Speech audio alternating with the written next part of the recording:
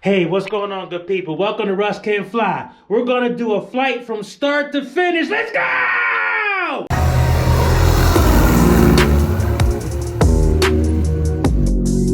Oh my gosh, Russ can fly. Okay, so I want to tell you right from the word go, this is going to be a long video. Somebody had requested some months ago that I do a flight from start to finish, including the flight planning and all that kind of stuff. So right now I am in the Russ Can Fly studios, aka my basement. So I'm about to do exactly what I would normally do in anticipation of a flight the next day.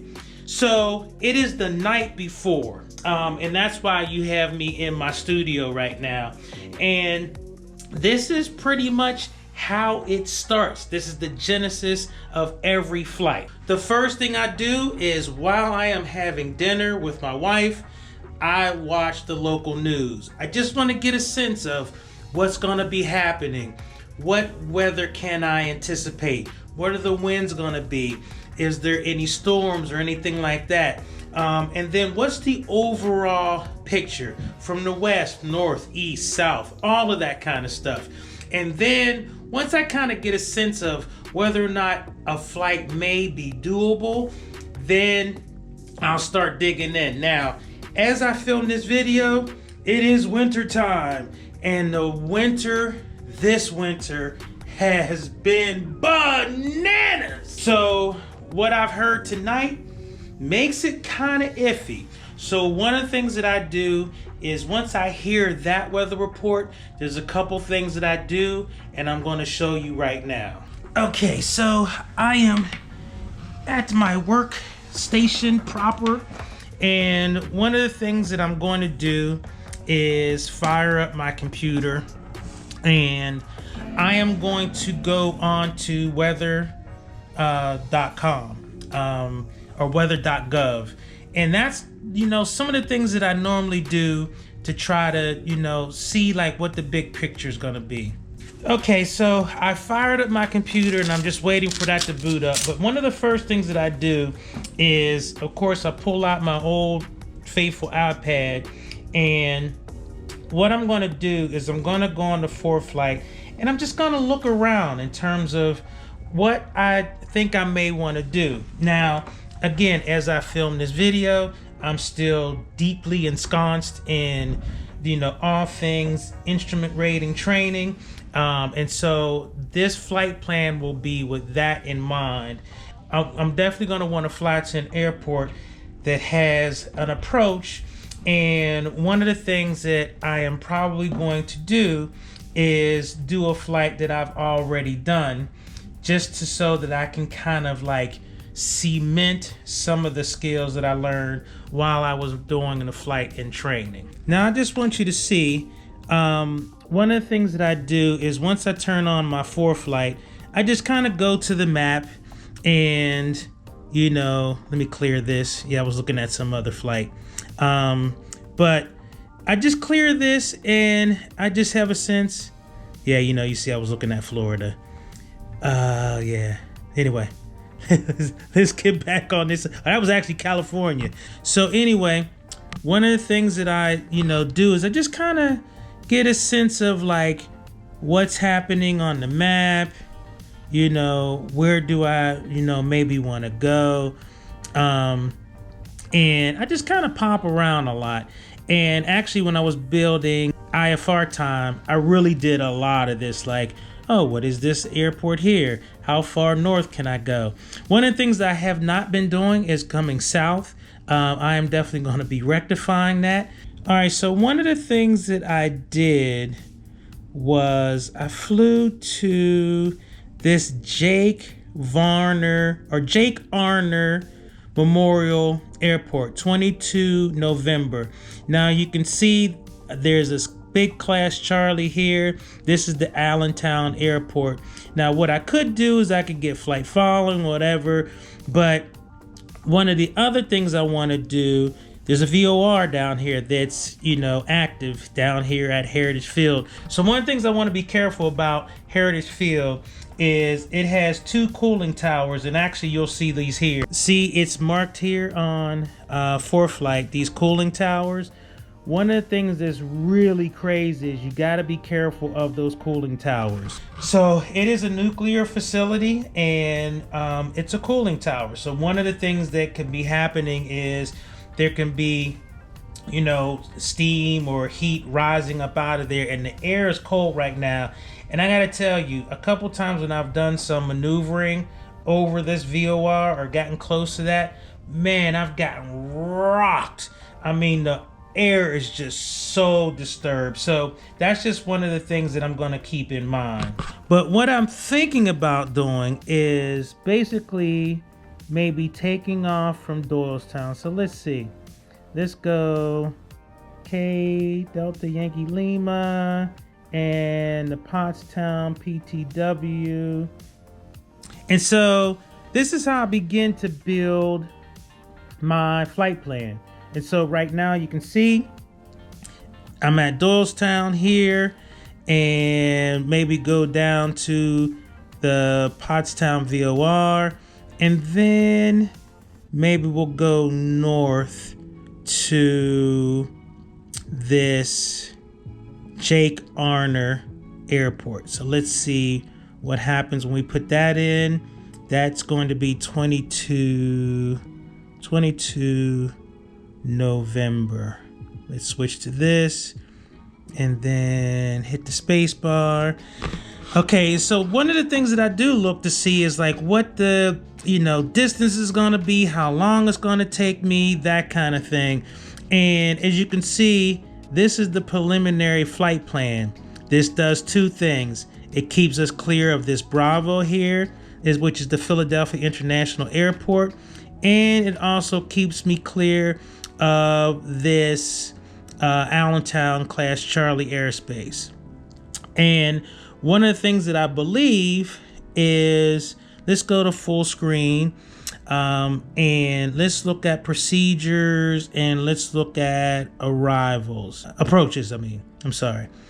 So they have 2 RNAV GPSs, and it looks like, you know, there's either the GPS 26 or the GPS, what was that? GPS 4, GPS 8.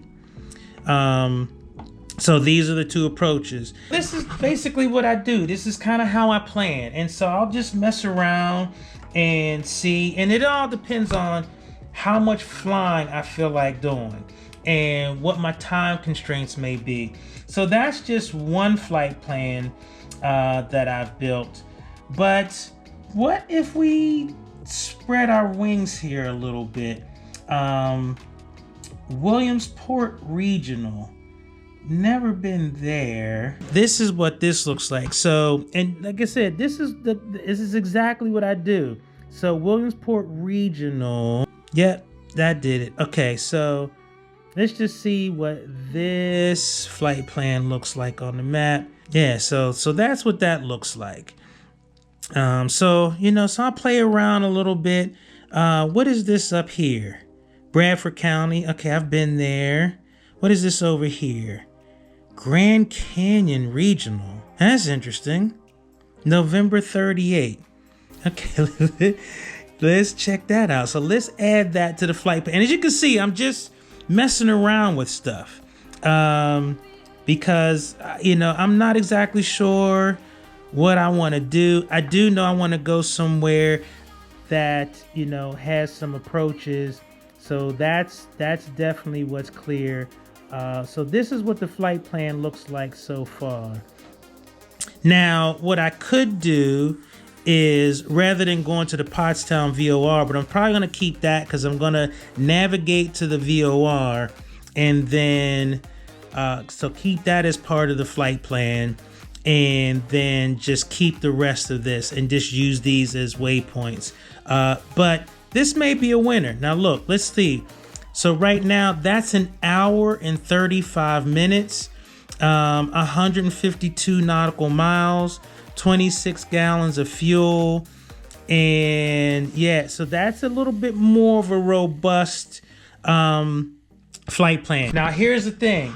If you didn't notice, there is actually a exclamation point on this, and so that means something's going on there, maybe a NOTAM or whatever, or maybe it's saying something about, you know, my flight level, and I think that's what it is, because I see 12,000. We don't need to go up to 12,000. So my guess is if I get rid of this, and instead of going up to 12,000 feet, and I change this to VFR, and maybe we go up to 6,500 feet. Nope, that didn't take care of it. Okay, so let's see what's going on. So there's some NOTAMs. So again, this is all that I do. Okay, so what's up with the NOTAMs? November runway 10 closed daily. And that NOTAM is good until August 25 of this year. And so runway 10 is going to be closed. What is I am really confused here. I see this 11. Oh, 11 and 29. I bet you that's a grass strip. That's what that's looking like to me. So runway 10 is closed. So all you have is runway 28. That doesn't make any sense to me. So one of the things I would do is I would try to look up like what these, you know, abbreviations are. But yeah, not feeling that. That's a bus. Remove from route. So what I'm going to do is I'm going to take out that, and let's see what that looks like. All right, yeah. So now I'm digging this. 108 nautical miles. So basically 2 hours of flying. Good morning. All right, so welcome back to the studio. It is the next day, and yeah, I'm wearing the same shirt, so whatever, sue me. But yeah, so now what I'm about to do is I've had breakfast, I've walked the dog, try to do all those normal things, and while I'm doing that, and actually, you know, I've prayed, thank the Lord for a new day, all of those necessary items as well. Now what I usually do is just I start taking a temperature check. You know, how am I doing? This is when I start running the I'm safe checklist. I'm not ill, so I'm good that way, and thank the Lord I'm not ill or sick.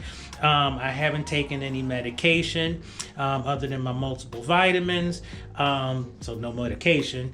I got plenty of sleep and slept well, didn't drink any alcohol, and have abstained pretty much the last couple years. I am not fatigued in any way. I don't feel any stress. And I'm in a good emotional state. And so the I'm safe checklist is complete, and I feel good that way. So now what I'm thinking is, okay, the drive out to the hangar, turning on the engine heater at least half an hour before I go out to the hangar, and those types of things. So the I'm safe checklist is done. I've got good nutrition, had good sleep. So everything looks like it's going to be a go for our flight. So while I'm out driving, I'll be taking the temperature in terms of what's happening on the roads, because as goes the roads, goes airports, right? And so that's some of the things that I'm going to be doing. Once we get to the airplane hangar, definitely going to check out and do my PAVE checklist, which is the pilot, I'm safe, that's done. But the next in that PAVE checklist is the airplane. And then the environment, you know, what is everything looking like in terms of the airport, the weather, and then of course any external pressures. And so right now we have done the P in PAVE. That is complete. The next on the checklist is the airplane. We'll do that once we get there. So speaking of which, let's get packed up and get ready to get on out of here and get to the airport. Okay, so I made it to the airport. Did my pre-flight already. Didn't want to bore you with all of that detail. But yeah, now here's what's really interesting.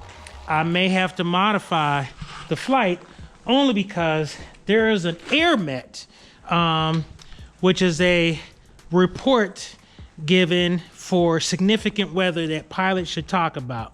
So it's air mets and sig mets. Significant weather, and air met is basically like, it's less significant but still important. Well, there's an air met for icing from surface to 6,000 feet just north of here or so. So it might be within our flight path, so we'll look. But since I've had the heater on, we'll still kind of pop up. You can see it's still pretty sunny and stuff here, but I will have to be mindful of that system making its way down here, and I might have to call an audible. And that's just how it goes, especially with winter flying. So anyway, enough talking. You've heard enough talking. Let's get in the airplane. Let's get this engine started. Let's go. All right, so I'm in the airplane, and I definitely want to get this engine started because it's cold. So I don't have the other two cameras set up yet, but I'm not going to worry about that. I want to basically get this engine started. So once I come into the airplane, I basically just, you know, seatbelt, checklist, all that good stuff. And I'll get my iPad and stuff later because I'll need to have some time for the engine to warm up. And so that's why I usually let that stuff stay in the back, and then I'll set the other cameras up. So the first part of the checklist is all of the papers. I got my registration, my airworthiness, make sure all the control locks are moved, did the flaps extension, master on, testing the pitot, heat, all of that good stuff. And then I do fuel, visually check that, sump the tanks, did all of that, engine, oil, and belt, check all of that, prop, air intake, exhaust, surface controls, the wings, the tail, all of that good stuff, pitot static ports, gears, tires, and brakes all look good. Check all the antennas, the comms, look at the ties, remove all the chocks, make sure that the tow bar is in the hangar, and I actually talk my way through that as I'm doing that, and then make sure the baggage door is secure. And so let's start this engine. Well, let me get the key first so I can start the engine. Whew, it is a little brisk. I think it is 9 degrees as I'm recording this video, and so it is quite chilly, people. All right, back to the checklist. All right, so beacon is going to go on, anti-collision, nav, fuel pump comes up, and she likes about, whoo, these things are stiff. Mixture is full rich. Fuel pump is going to come off. 1, 2, 3, 4, 5. That usually gets it. All right, let's get that primer in and locked. Clear prop. All right. Parking brake is on. Here we go. So, as you will see, I then start, you know, attaching battery packs to my cameras, setting up the other cameras, all of that kind of stuff, and, you know, just making the cockpit ready to do an actual flight video. And so, you know, that's part of it, but I won't make you go through this whole sequence at all. Let's get on to, you know, the rest of the the rest of the flying stuff. So let's do this. The oil temperature's coming up. We're now at 74. We got a gust factor again. I tell you, man, it's been crazy. The amount of wind, the storms, it's been a real challenge. So I am really beginning to see some clouds. So that flight plan is scrapped. So what I'm going to do is basically just kind of go out. I want to go west a little bit here, and then I'm going to come back and do approaches. Maybe what I'll do is I'll do a circling, and you know, we'll work from there. But Yeah, it is. I'm definitely seeing clouds around Wilkes-Barre, all those areas, and that's where that icing air met was definitely coming from. So yeah, not what we need to do. So let's do this. We are just going to stay in the area, and I'll go out west a little bit. So we'll come off of 2-3, go west a little bit because it's north of where we need to be. And so this is the anatomy of a flight. Sometimes this is how it goes. And you can see sometimes I have camera issues, sometimes I have weather issues. It's just crazy. All right, so let's go up. We're going to go up and check our brakes here. And we're just creeping up a little bit here. Brakes are good. All right, let's creep on up. And one of the things I definitely want to be mindful of is there's still snow, as you can see up ahead of me here. Making sure the wings can clear the snowpack and all of that good stuff. All right, and you can see out in front of me here, basically ice. So when I put on the brakes, I'm basically sliding. So it's really kind of crazy. Yeah, so we'll head out west a little bit, and we'll come out and we'll do an approach here into Doylestown, because going north is what I had to do is not a good idea right now. And an icing air met definitely gets one's attention. All right, so I am clear, and it's interesting. I didn't see that. I mean, and that's why you kind of have to keep going, keep checking the weather, and that's all part of the go no go decision making that you have to make. So if you look up here, you can just see it's mountains of snow. Lots of snow. No lack of snow or ice, or snow and ice. This has been a tough winter, and I haven't seen this type of winter in Philadelphia in a long time. And Doylestown traffic, be advised that there appears to be a fire on the approach end of runway 5. Maybe at the restaurant over there, but I do see emergency vehicle activity. Alright, so pre-takeoff, flaps is required, mixture is full rich, fuel pump is going to come on, landing light is going to come on, trim is set for takeoff, carb heat is off, pitot heat is required, doors, windows are locked, transponder is where it needs to be, lights is required, and we're not at max crosswind. I don't hear anybody calling on final, and the field is clear. Doylestown traffic, Cherokee 1541 Charlie, departing runway 5 out to the west, Doylestown. Alright, so I'm pulling up here, and I'm just making sure everything is moving. Heading indicator, compass, attitude indicator, ball is opposite. I see 5, 5, and 5. Alright, heels to the floor, full power. Alright, engine instruments to the green, fuel pressure, oil pressure, both look good. Airspeed is alive. Let's just go ahead and take off, Charlie. And I will say that although I'm really focused on taking off here, you can see how beautiful it really is. This winter time has been tough, but it's also been extremely beautiful. And we're going to climb up to 1,000. Doylestown traffic, Cherokee 1541 Charlie, left crosswind, turn out to the west, Doylestown. Alright, so we're just going to be looking for traffic here. Okay, so landing light's going to come off, fuel pump's going to come off, fuel pressure is staying, and we are on the right main. And we are in the first 1 minute and 23 seconds of this flight. And so we'll just fly a heading of like about 285 or so. And I'm just looking for this traffic. Bring this back down. Alright, 1,000 to go for 3,500. It's actually kind of warm.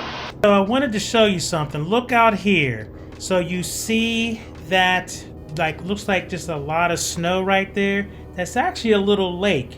And that lake is named Lake Galena. Galena. And you know what? As many times as I've flown from Doylestown, I never noticed that lake before. I think it has a lot to do with the fact that, Lake Nakamixon is not too far from it.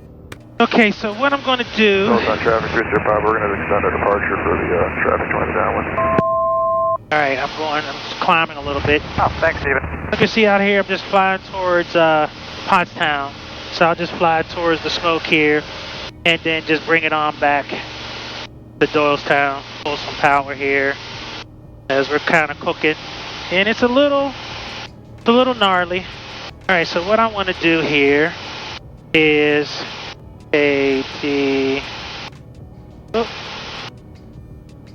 just go down. Kilo Delta Yankee Lima. Activate. So I'm not going to do my turn yet. It's going to keep asking me to turn. And let's see, we're going to do back, flight plan, no, back, proc, approach. Doylestown traffic 4, altitude home turning base for 5, Doylestown.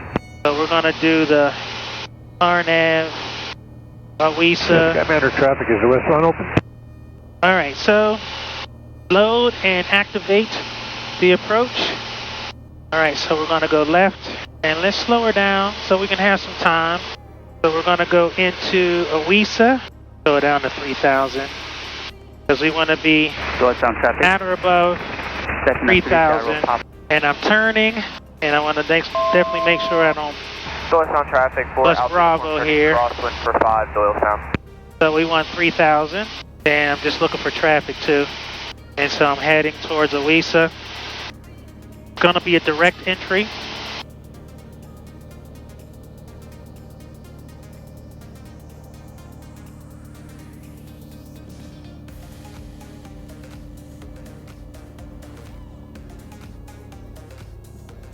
So one of the things that happen, and you see me looking, is I see that there's traffic, and I get into a quick left turn to basically maneuver around traffic.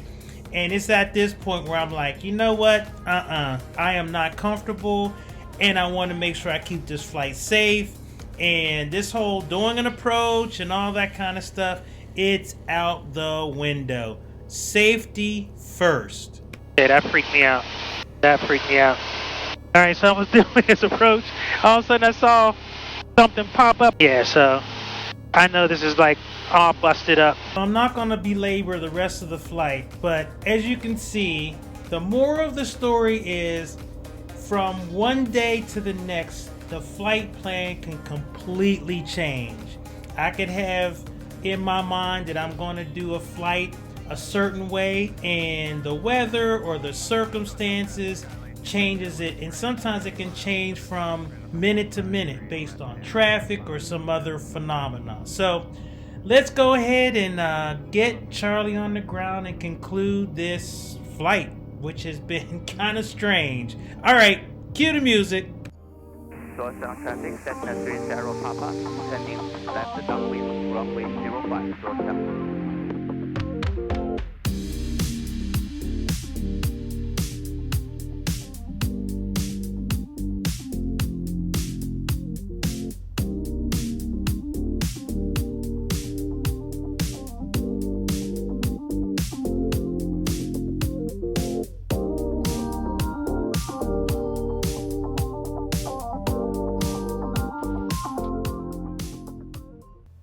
All right, so this was a strange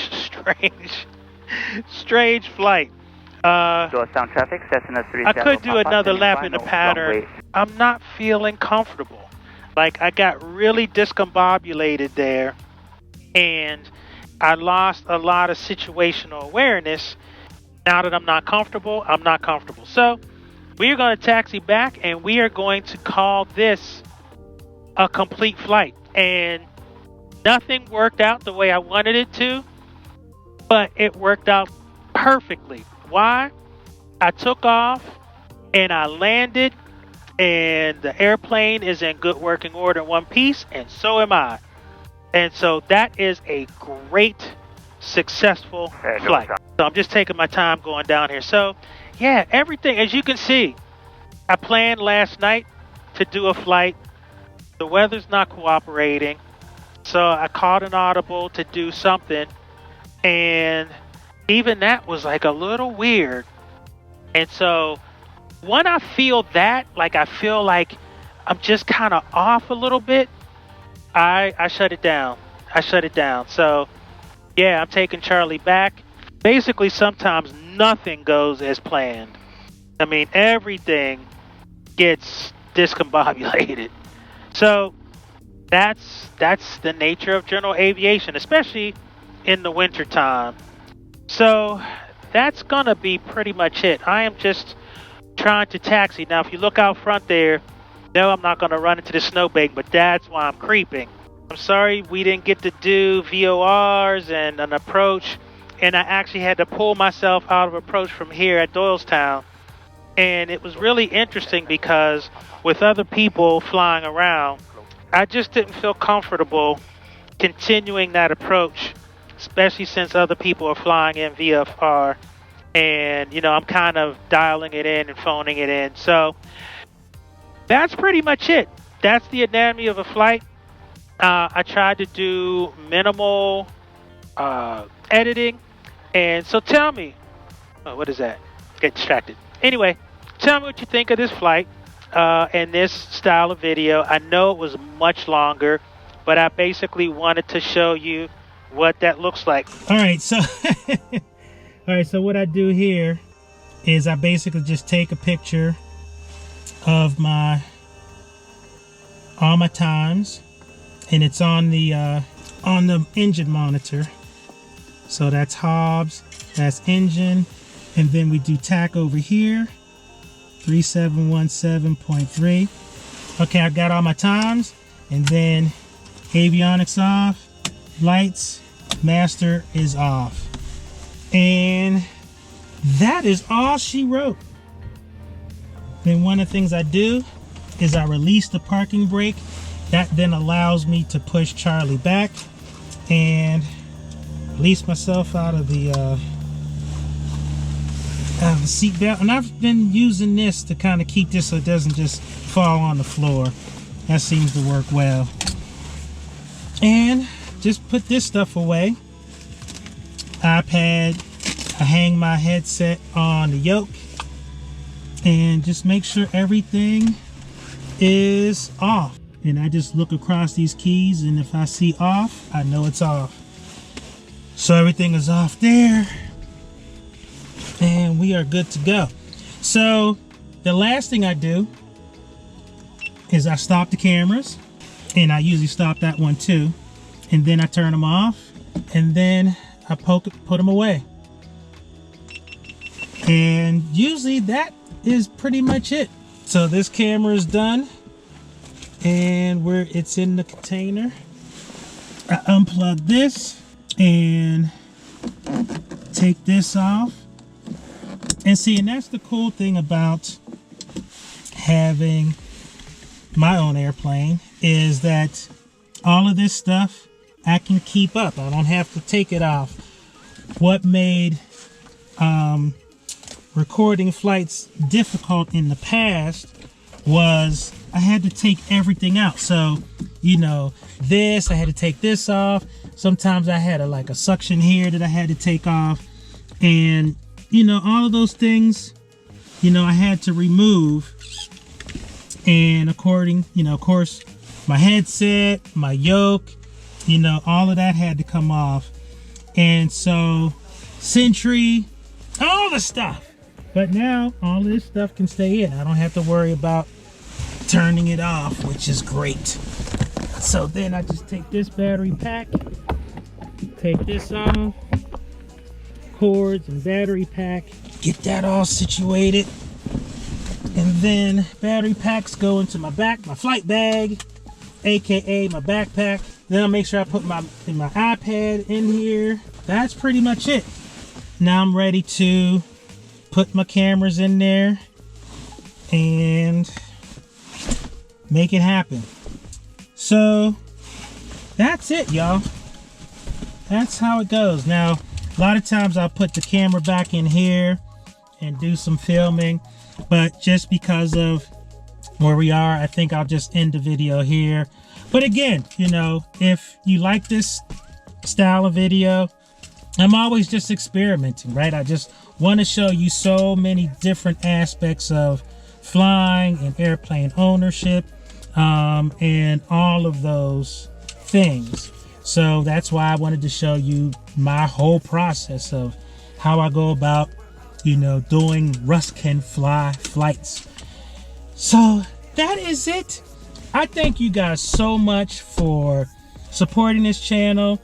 I can't begin to tell you how grateful I am and how amazed I am that I get to do this. And there are people who have come along with me. I greatly appreciate each and every one of you. All right, so I am going to turn this off, get this camera in the bag, and get this airplane back in the hangar, which is going to be interesting. All right, I take care. I'll see you. Russ Can Fly. I'm out. Peace.